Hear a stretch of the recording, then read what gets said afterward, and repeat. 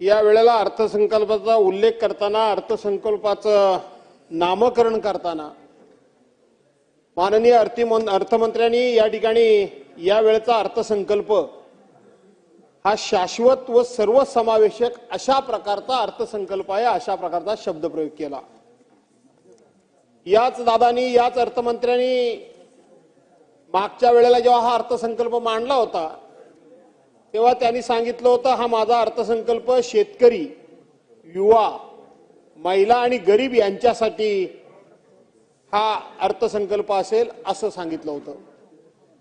त्याच्यापूर्वी त्यावेळचे तत्कालीन अर्थमंत्री देवेंद्रजी फडणवीस यांनी त्यावेळेला त्या अर्थसंकल्पाचं वर्णन हा पंचामृत बजेट, पंचामृत अर्थसंकल्प अशा प्रकारचा अध्यक्ष महोदय त्यांनी या अर्थसंकल्पाचा उल्लेख केला होता।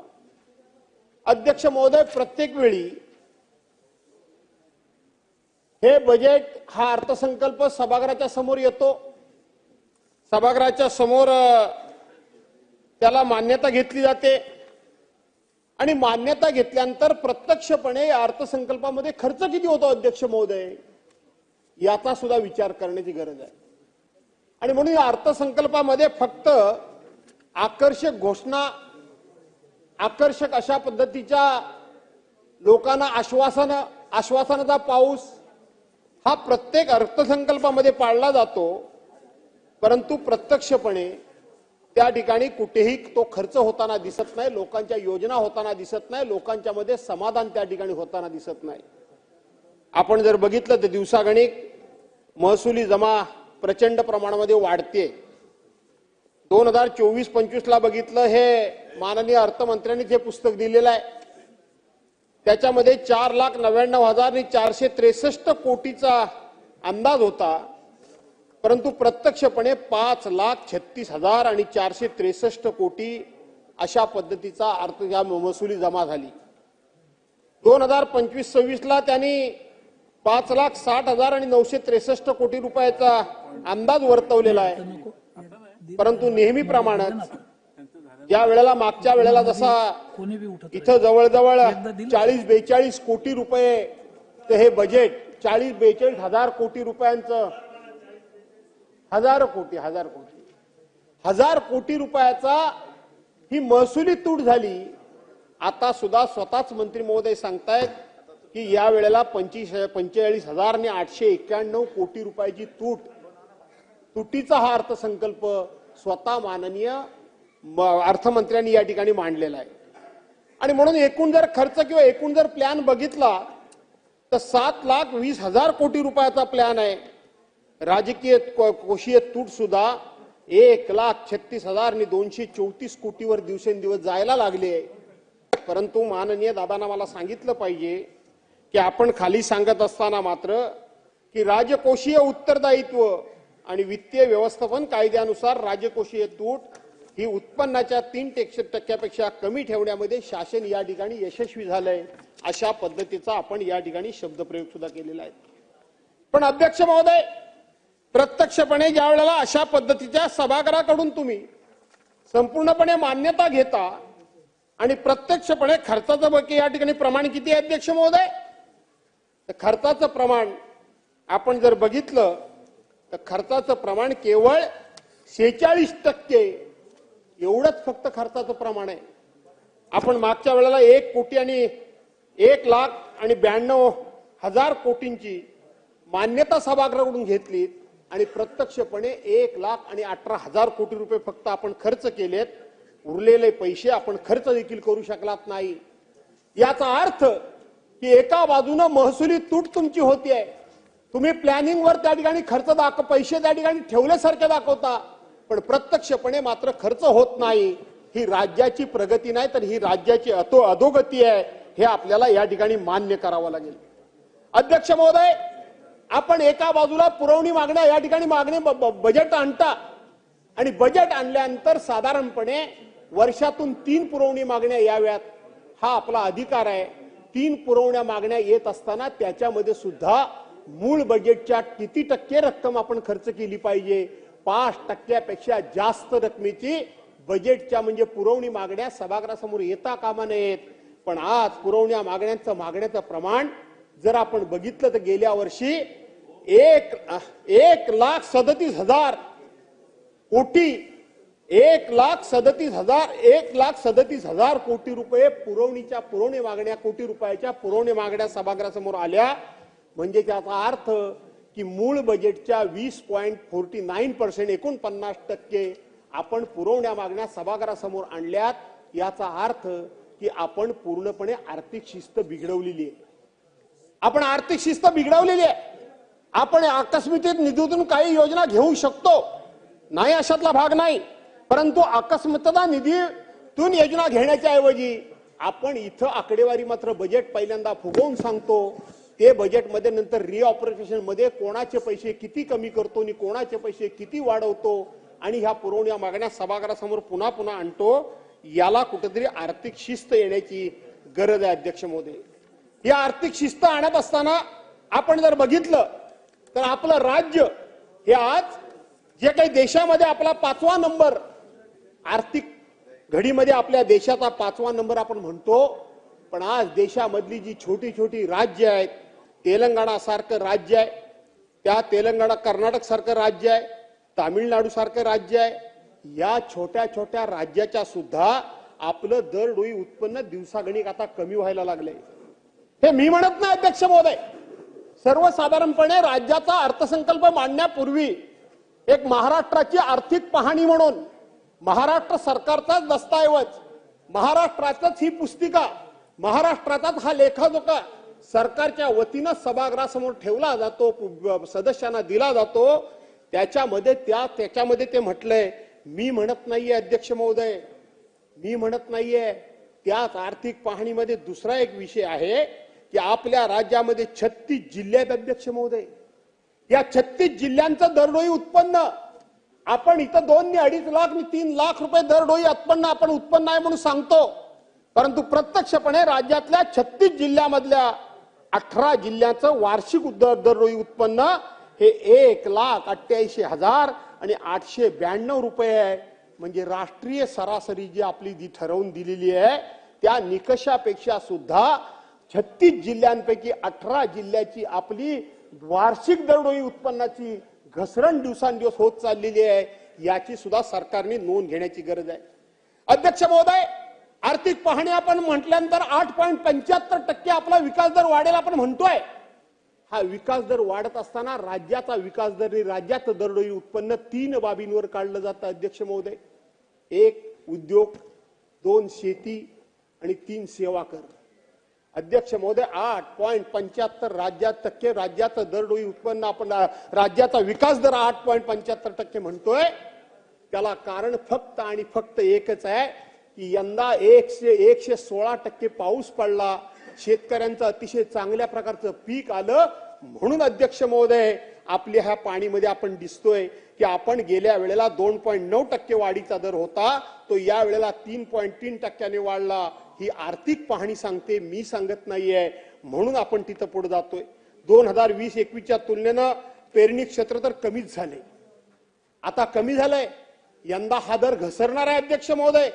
गव्हाच्या 1126 हेक्टर पिकापैकी जागेवर पेरणीपैकी 1047 हेक्टरवरच पेरणी झाली अध्यक्ष महोदय. ज्वारीच्या 2320 हेक्टर पैकी एकूण 1740 हेक्टरवर पेरणी झाली अध्यक्ष महोदय. बाजरीच्या 687 हेक्टर पैकी 404 हेक्टरवर फक्त पेरणी झाली आहे. तृणधान्याच्या 7079 हेक्टरवरून आपण 6368 वर हेक्टरवर आलोय. सर्व कडधान्य 4595 हेक्टरवरून आपण 4450 हेक्टरवर आलोय. सर्व अन्नधान्य 16674 हेक्टरवरून अध्यक्ष महोदय 10,787 हेक्टरवर आपण आलोय. याचा अर्थ यंदा हे पीक कमी होणार आहे, हे पीक कमी होणार आहे.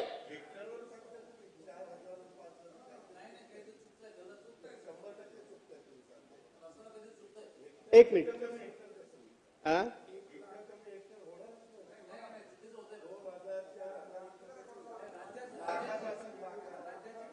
ठीक आहे. मी दादा त्याच्यामध्ये दुरुस्त करू, काय हरकत नाही, माझा काही त्याबद्दल आग्रह नाहीये. आपण दुरुस्त करूया. आर्थिक पाणी लाखात असेल ती कमी होत आहे. अनावधानानं झालेली चूक असेल तर रेकॉर्डवरून काढू. चला भास्करराव, दुरुस्त करू. भास्कररावजी इकडे सुरू करा तुम्ही. आणि म्हणून आर्थिक पाहणीचा अहवाल 2024-25 मध्ये सकल राज्य उत्पन्नाची सेवा क्षेत्राचा आणि उद्योग क्षेत्राचा वृद्धी दर घटणार असल्याचा अंदाज वर्तवण्यात आलेला आहे. उद्योग क्षेत्रामध्ये सुद्धा दादा हा घर आपणच कबूल केलेला आहे. खाणकाम दगडकाम क्षेत्राचा वृद्धी दर सुद्धा मागील वर्षी 5.8% होता, या वेळेला तो 2.9% आलाय. वीज वायू पाणी पुरवठा आणि इतर उपयुक्त सेवा हे 13.5 वरून 8.1% आले. बांधकाम वृद्धी 10.4% 5.7% आले. त्यामुळे उद्योग क्षेत्राचा आपण सांगताय की दावोचा सातत्याने आपण उल्लेख करताय. 15,72,000 कोटी रुपयाचे आम्ही त्या ठिकाणी करार करून आलो म्हणून सांगताय. 16 लाख लोकांना आम्ही रोजगार देणार म्हणून सांगताय. 63 कंपन्या राष्ट्रीय आंतरराष्ट्रीय कंपन्यांबरोबर आम्ही त्या ठिकाणी करार केले म्हणून सांगताय. प्रत्यक्षपणे करार केलेत हे तुम्ही सांगताय. हे करार झाले आणि आजपर्यंत 10 मार्च पर्यंत त्याची काहीही त्या ठिकाणी प्रगती झालेली नाही. पूर्वी सुद्धा फार मोठे करार झालेले आहेत. त्याचा रिझल्ट काय आला याचं सुद्धा कधीतरी एकदा उत्तर शोधण्याची गरज आहे. आणि म्हणून उद्योग क्षेत्रामध्ये सुद्धा आपण या ठिकाणी मागे जातोय हे आपल्याला कबूल करावं लागेल. आपला सर्वात मोठं दळणवळणाचं आणि आपल्या सगळ्यात मोठं उत्पन्नाचं साधन कोणतं आहे तर ते आहे सेवा क्षेत्र. आणि या सेवा क्षेत्रामध्ये सुद्धा आपण जर बघितलं असेल, दळणवळण असेल, वाहतूक असेल, साठवण असेल, व्यापार असेल, या सेवांचा वृद्धी 11.4% वरून 5.6% आपण खाली आलोय. आपण त्याचबरोबर मालमत्ता व व्यावसायिक सेवा मागील 12.2% वरून 8.6 वर आलोय. आणि सार्वजनिक प्रशासन संरक्षण व इतर सेवा वृद्धी याचा दर 17.5% तुलनेत 11.1 वर आपण आलोय. आणि म्हणून अध्यक्ष महोदय, एका बाजूला आपण या ठिकाणी बरेच काही लोकांना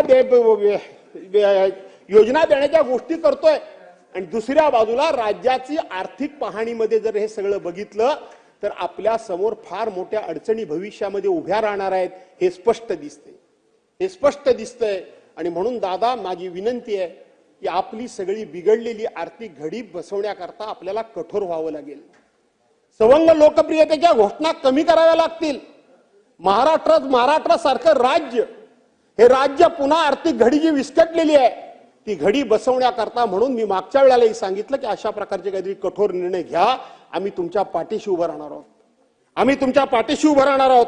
दादा, तुम्ही दिलेला तक्ता, हा तक्ता माझ्या समोर आहे. या वेळेला तुम्हाला मी धन्यवाद देतो की नेहमी आपण कोणकोणत्या विभागाला किती किती निधी देतो हे आम्हाला सगळी बुक त्या ठिकाणी चाळून शोधावा लागतो. पण या वेळेला आपण त्याची रेडीमेड आकडेवारी तुम्ही आम्हाला छोट्या बॅगेमध्ये दिलीत. गेलं ते छोट्या बॅगेमध्ये तुम्ही आम्हाला दिलीत. आणि म्हणून तुम्हाला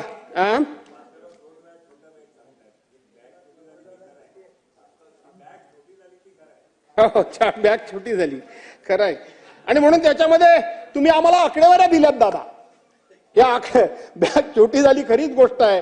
तुम्ही मला आकडेवारी दिलीत. ही आकडेवारी या वेळेला तुम्ही मागच्या वेळेला दिली नव्हती.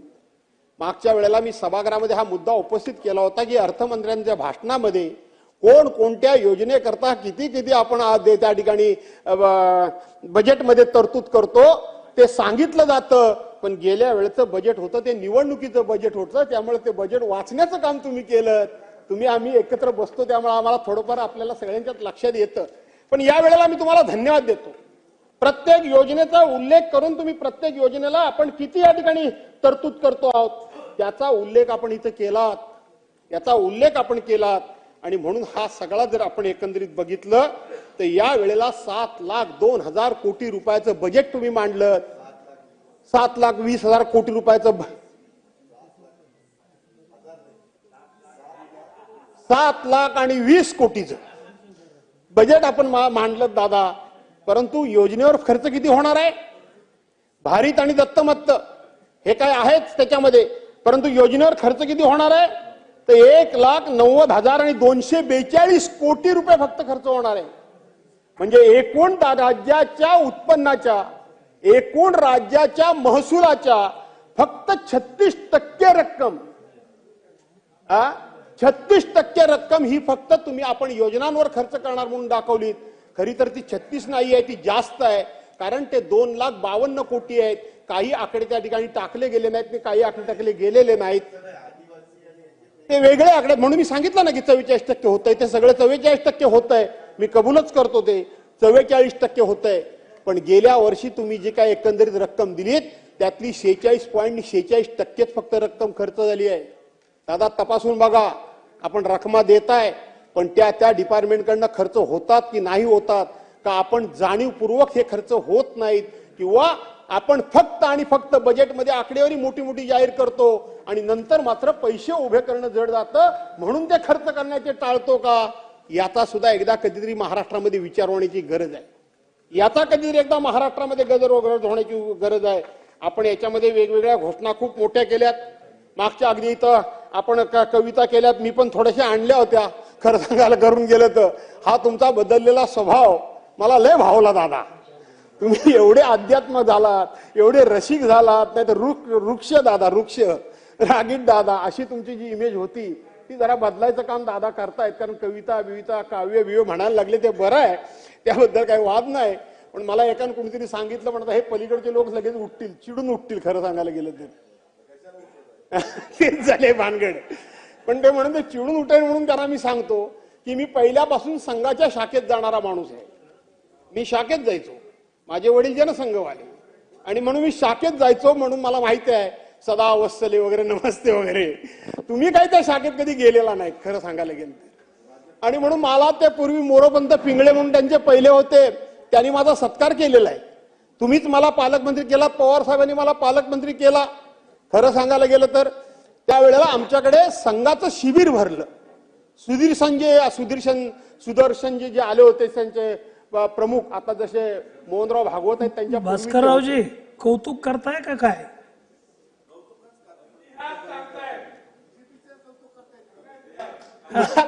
मला गंमत दादाच म्हणलं, काही बोलायला गेलं तरी माझ्याबद्दल शंका वाटते लोकांना. या काय कळत नाही मला. दादाच म्हणतो मी, कौतुक करता का ते सांगतो ना पुढे दादांना. आणि म्हणून अध्यक्ष महोदय ते आले होते त्यावेळेला मी पालकमंत्री होतो आणि मी लालदेवीची गाडी घेऊन गेलो त्यांच्या स्वागताला. आता ते थोडंसं तुम्हाला माहित आहे राजकीय काय ते, मी राष्ट्रवादीचा होतो पालकमंत्री. मला विचारणा झाली की तुम्ही कसं काय गेलात. अरे म्हटलं कसं काय गेलो म्हणजे काय, आपल्याकडे एवढ्या मोठं राष्ट्रीय स्वयंसेवक संघाचं शिबिर होत आहे, देशाचे ते प्रमुख आहेत, आपण सगळ्यांचं स्वागत करतो. आपण त्यांचं स्वागत केलं तर बिघडलं कुठे, आपण बिघडलं कुठे, आपण केलं पाहिजे. विचारांशी फारकत असू शकते, मतभेद असू शकतात, विचार मान्य नसू शकतात, परंतु ते बघितले पाहिजेत, ते ऐकले पाहिजेत. आत्मसात करायचे, घ्यायचे नाही घ्यायचे तर आपला भाग आहे. आणि म्हणून माझ्या पक्षाने सुद्धा तेव्हा मान्यता दिली. पण दादा हा विशाल दृष्टिकोन आपला. काही लोकांना फक्त घोड्याचे झापडं, जशी म्हणजे दोन बाजूने झापडं पुढे लावलेली असायची ना टांग्याला, इथून सोडला की तिथे जा आणि तिथून आला की इथे जा, ही विचारामध्ये आपल्याची संपूर्णपणे अशी विशालता आली. भुजबळ साहेब, आपला विचार जो संपूर्णपणे सर्वांना समोर घेऊन बरोबर घेऊन जाण्याचं जे आपल्यामध्ये काही भावना निर्माण झाली ती ही अशा विचारांमुळे झाली. विरोधक असला तरी त्याचं सुद्धा ऐकून घ्यायचं. दादा संघाच्या शाखेत कधी गेले नाहीत, म्हणजे ते तिकडं मुख्यालयात नागपूरला गेल्याचं कधी मी ऐकलं नाही. दादा राहिलेत, पण मात्र कवी मात्र कोणाच्या तरी नादाला लागून झालेत, एवढंच मला फक्त सांगायचंय, बाकी मला काही सांगायचं नाही. आणि अध्यक्ष महोदय, निवडणुकी तोंडावर तुम्ही सांगितलं की लाडकी माझी बहीण, अरे ते फोटो बघून बघून कंटाळा आला. आता सुद्धा बघितलं ते तिघांचेच फोटो कायम असतात. अरे पूर्वीची काय सरकार झाली नाही काय फोटो, रोज जाहिरात, वर्तमानपत्रामध्ये जाहिरात, टीव्हीवर जाहिरात, कुठल्याही कार्यक्रमावर पत्र जाहिरात, कुठलंही प्रशस्ती पत्रिक द्या जाहिरात, काय चाललंय काय हे. आणि जाहिरात त्यावेळेला त्या लाडक्या बहिणींना असं काय खुलवून टाकला नाही या भावानी आणि सांगितलं की 46,000 कोटी रुपये आम्ही महिला आमच्या लाडक्या बहिणींकरता तरतूद केलेली आहे. किती सांगितलं, 46 कोटी रुपये, 46,000 कोटी रुपये. यंदाचं बजेट कितीचं आहे, 36,000 कोटी रुपये. पहिल्या झटक्यात 10,000 कोटी रुपये कमी झाले. म्हणजे 10,000 कोटी मिळणाऱ्या बहिणी आता घरी जाणार हे स्पष्ट झालं. प्रत्यक्षपणे खर्च किती झाले, 33,232 कोटी रुपये. 46,000वरून 33,232 कोटी रुपये झालं. मतं घेतली 2100 कोटी रुपये 2100 रुपये आम्ही महिलेला करू पर महिना. आता ह्या बजेटमध्ये त्याचा पत्ताच नाही. आता त्याचा पत्ताच नाही. मुख्यमंत्री म्हणतात पुढच्या वेळेला बघू. दादा म्हणतात मी काही कधी बोललो नाही. एकनाथराव म्हणतात मीच फक्त बोललो, आता मीच एकटा काय करू. हे दोघे एक मतानं झाले तर अशी अवस्था बहुतेक झाली आहे. अध्यक्ष महोदय, आमच्या आदितीताई बसल्या तिथं मंत्री महोदया, 2,53,000 2,53,00,000 महिलांचं आपण त्या ठिकाणी 2,53,00,000 महिला ह्या त्याच्या लाभार्थी त्यावेळेला तुम्ही जाहीर केल्यात. आता तुम्ही ती स्क्रुटिनी करताय आणि स्क्रुटिनी करून त्यातल्या पहिल्या 2.5 लाखाची बातमी आली, आता 7.5 लाखाची बातमी आली. हळूहळू 10 लाख महिलांना तुम्ही कमी करणार आहात. आता करणार आहात. मला वाटतं आता 50 लाख महिलांना यातून कमी करणार आहात. निवडणुकीकरता बहिणींना कशाला फसवलं. अधिक जावं तिकडे दादा तुमचे फोटो, मला लाडका भाऊ म्हणा, मला लाडका भाऊ म्हणा, मला लाडका भाऊ म्हणा, आणि मग त्याच्या पुढे आदितीताईचे फोटो ते जाऊ दे 3 भाऊ, मला लाडकी बहीण म्हणा, कारण माझं खातं आहे. नाही ते ठीक आहे. जी गुलाबी जॅकेटवर टीका काही लोकांनी केली ती मलाही आवडली नाही. खरं सांगायला गेलं तर त्यांनी शिवलं त्यांच्या पद्धतीने. बिघडलं काय? काहीच बिघडलं नाही. त्यांचं काम झालं, आता त्यांनी काढून टाकलं.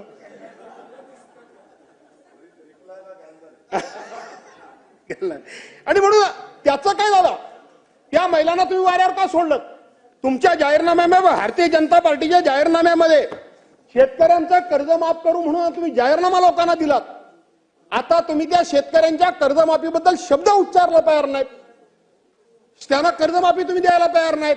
याबद्दल तुम्ही काय बोलायला तयार नाहीत. तुम्ही सभागृहामध्ये बोललात अध्यक्ष महोदय, आपल्या लोकांना निवडणुकीमध्ये तुम्ही बोललात, त्याची पूर्तता ही सरकारने सरकार म्हणून तुम्हाला करायची आहे. गेल्या इतक्या वर्षामध्ये 1962 सालापासून आज तगायत एवढी मोठी कधी सरकारी पक्षाला मेजॉरिटी मिळालेली नाही, कधीच नाही. कैलासवासी यशवंतरावजी चव्हाणांच्या कारकिर्दीमध्ये 212 आमदार फक्त एकदा निवडून आले होते. दादा आम्हाला दुःख नाही, अजिबात दुःख नाही. मी तर कधीच कोणावर जळणारा माणूस नाही. जे आहे प्रत्येकाच्या नशिबाने ते घडतं, त्याची चिंता करायची गरज नाही.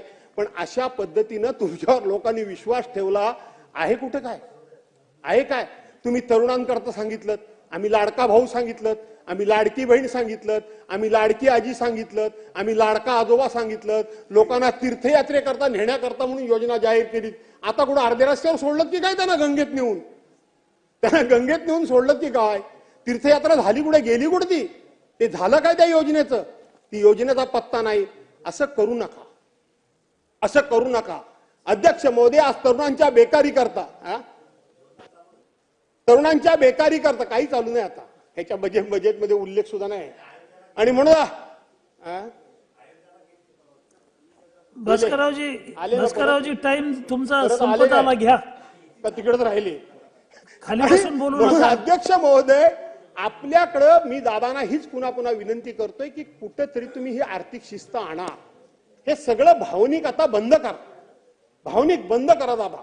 कठोर घ्या भूमिका. राज्य वाचलं पाहिजे.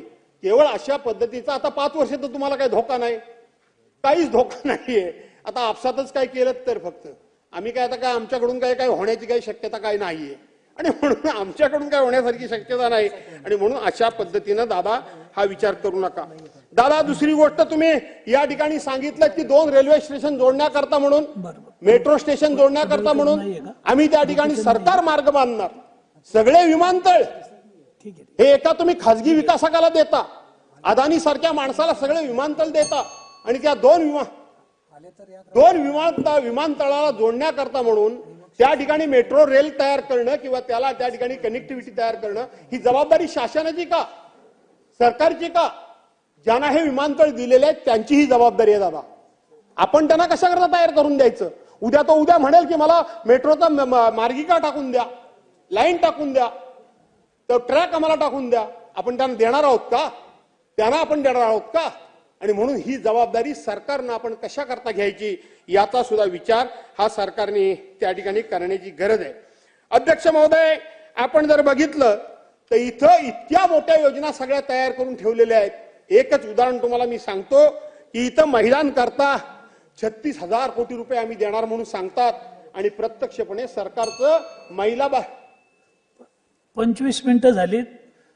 पाठीमागच्याला मग 2-2 मिनिटातच बोलावं लागतं.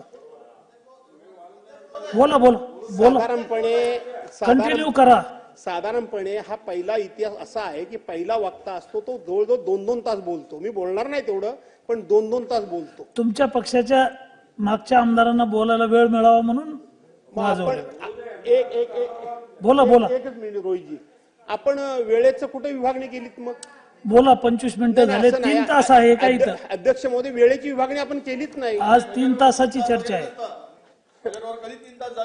आणि दुसरी गोष्ट, एक चुकीची पद्धत पडली आहे.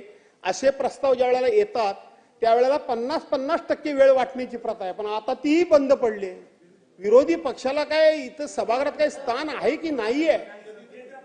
बोला बोला ना तुम्ही, कंटिन्यू करा. ठीक आहे रे बाबांनो, तुम्ही ठरवाल तो नियम. भास्कररावजी बोला. तुम्ही ठरवाल तो नियम.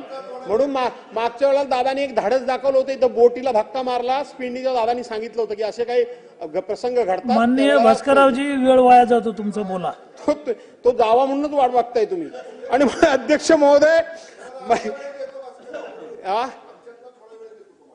फक्त वेळच देत आहे का आणखी काय तुमच्यातलं देत आहे? आणि म्हणून महिला बाल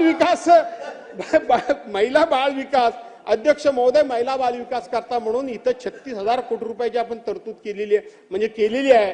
पण प्रत्यक्षपणे म्हणजे ह्याला लाडक्या बहिणींकरता 36,000 कोटी रुपये आपण देणार म्हणून सांगितलं. आणि आपण प्रत्यक्षपणे तरतूद किती आहे बजेटमध्ये? 31,907 कोटी रुपये. म्हणजे 31,907 कोटी रुपये महिला बाल कल्याण विकासाकरता संपूर्णपणे तरतूद, आणि त्यातले 36,000 कोटी रुपये लाडक्या बहिणींना देणार. हे कसं काय गणित तुम्ही बसवणार ते तुम्हालाच माहिती. क्रीडा विभागाला आपण फक्त 537 कोटी रुपये फक्त दिले दादा. आपण म्हणाल की मी पुरवणी मागण्यामध्ये करणार आहे. अध्यक्ष महोदय, क्रीडा विभागाला फक्त 537 कोटी, एवढा दमदार माणूस, सगळ्यात चांगला वागणारा माणूस, कधीही कोणाशी वाईट न मागणारा माणूस, खरा खेळ खेळणारा माणूस, त्याला 537 कोटी रुपये. त्याने एवढा चांगला खेळ खेळला खेडमध्ये, इंदापूरमध्ये आपण बघताय, आणि त्याला विचारला फक्त 537 कोटी. आपण दुग्ध व्यवसायामध्ये फक्त 5 कोटी रुपये, दुग्ध व्यवसायाला फक्त 5 कोटी रुपये. हे आपलं दाबा आपण दिलेली आकडेवारी आहे, मी घेतलेली नाही. दुग्ध व्यवसायाला 5 कोटी रुपये. मराठी भाषेचा फार आपण गौरव करतोय. आपण त्या ठिकाणी आपल्या भाषेला अभिजात मराठी भाषेचा दर्जा मिळाला. पुऱ्या वर्षाकरता 225 कोटी रुपये. खार भूमी दादा, कोकणाचा आपण उल्लेख नाही केलात, मी कोणाच्या विरोधात नाही, पण आमच्या कोकणामध्ये खऱ्या अर्थानं 720 किलोमीटरचा भाग असल्यामुळं खार भूमीच्या विकासाकरता आम्हाला तुम्ही पैसे दिले पाहिजे होते. पण तुम्ही त्या ठिकाणी विदर्भ मराठवाड्याला, मला कोणाबद्दलही द्वेष नाही, पण इथं तुम्ही कोकणामध्ये दादा त्या खारभूमीच्या विकासाला सुद्धा पैसे द्या, हे तुम्हाला मागतो. फक्त दिले का किती? 113 कोटी रुपये. 113. कामगार, आज आपण कामगारांचं सांगतोय 50 लाख रोजगार करणार, 40 लाख लोकांचा रोजगार करणार. आपण सांगतोय 40 लाख कोटी रुपयाचं इन्व्हेस्टमेंट करणार आणि 50 लाख रोजगार आम्ही तयार करणार. जादूगार सरकार. आणि पैसे किती दिलेत? 171 कोटी रुपये. फक्त 171 कोटी. पशुसंवर्धन करता 390 कोटी. अशा पद्धतीच्या ह्या रकमा फक्त तुम्ही दादा दिल्यात. वास्तविक हे प्रगत राज्याचं हे लक्षण नाही. हे प्रगत राज्याचं लक्षण नाही. ज्या ठिकाणी मूलभूत अशा पद्धतीच्या काही गोष्टी करणं गरजेचं आहे, आणि त्या मूलभूत गरजा गोष्टी पूर्ण करून महसुलामध्ये वाढ करण्याची जिथं आवश्यकता आहे, तिथं मात्र आपण हात आखडता घेतलेला आहात. आणि म्हणून याचा पुन्हा एकदा कधीतरी विचार करण्याची गरज आहे. याचा विचार करण्याची गरज आहे. मी फार काय या ठिकाणी राजकारणावर बोलायचं ठरवलं तर राजकारणाचं मी जनरली बोलत नाही दादा, परंतु आपण या ठिकाणी आम्हाला कोकणाला विमानतळाचा उल्लेख केला. मागे दिलेले 147 कोटी रुपये फक्त खर्च होत आहेत म्हणून सांगतायत. आज रत्नागिरी सारखा जिल्हा आहे, प्रगत जिल्हा आहे, एक फक्त रस्त्याची वाहतूक सोडली तर रेल्वेची वाहतूक फ्रिक्वेन्सी फार कमी आहे. जर विमानतळ जादा लवकर जर कार्यान्वित झाला तर आम्हाला खूप त्याचा फायदा होईल. कारण जवळपास तुम्ही जरी म्हटलं असलात की चिपीचा विमानतळ तो सिंधुदुर्ग आहे, तोपर्यंत आम्ही सिंधुदुर्गाला पोहोचण्यापर्यंत आम्ही मुंबईमध्ये बाय रोड पोहोचू, इतका तो लांबचा आहे. आणि म्हणून रत्नागिरी जिल्ह्याच्या दृष्टीनं तो विमानतळ सुद्धा तुम्ही या ठिकाणी लवकरात लवकर कार्यान्वित होण्याच्या दृष्टीनं प्रयत्न करावा. तुम्ही नेहमीच प्रत्येक वेळी सांगता आणि तशा तळमळीनं तुम्ही काम देखील करता. मी तुमच्याबरोबर अनेक वर्ष काम केलेलं आहे. आजही मी तुमच्या समोर बसत असताना मी तुमची भावना बघत असतो की आपण कोकणाला काहीही देत नाही असं तुम्ही नेहमी सांगत असता. इतर भागाला देतो तसं कोकणाला काही देत नाही. कोकण सबसिडी घेत नाही. कोकणामध्ये बँकेचं कर्ज घेतलं तर एका पैशानं बुडवत नाही. त्यामुळे कधी मदत करायची वेळ आली तर त्याचे हप्ते रिशेड्यूल वगैरे करायचे असेल तर कोकणाला संधीच देता येत नाही. कोकण कोणाचाही महसूल बुडवत नाही. पण दादा 3 गोष्टी करता मी सभागृहामध्ये 10 वर्ष सरकार कोणाचाही असू दे माझी भावना कधी बदलत नाही. माझे विचार कधी बदलत नाही. मी 10 वर्ष 3 गोष्टींकरता तुमच्याकडे प्रामाणिकपणे हट्ट धरतोय की कोकणाची आर्थिक वृद्धिकरण जर करायचं असेल, कोकणाचं अर्थकारण जर सुधारायचं असेल तर पर्यटन, मत्स्य आणि त्या ठिकाणी फळबागा या 3 गोष्टींकरता तुम्ही दादा कधीतरी स्पेशल पॅकेज द्या.